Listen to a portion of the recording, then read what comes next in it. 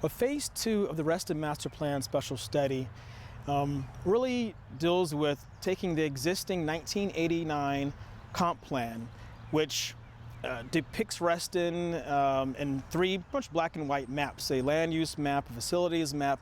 and a transportation map with very little text describing what's going on in these areas. We want to take those maps, re-envision them to an extent, update them to reflect what's currently existing, what's on the ground now within Reston as far as the residential area, the commercial areas, and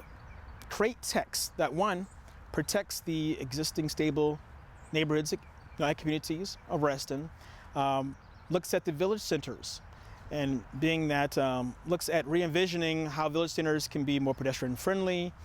less car-centered. We're not redesigning neighborhoods, we're not redesigning or replanning village centers. It's really just setting up a structure for which, if development does occur in the future, that there is a process by which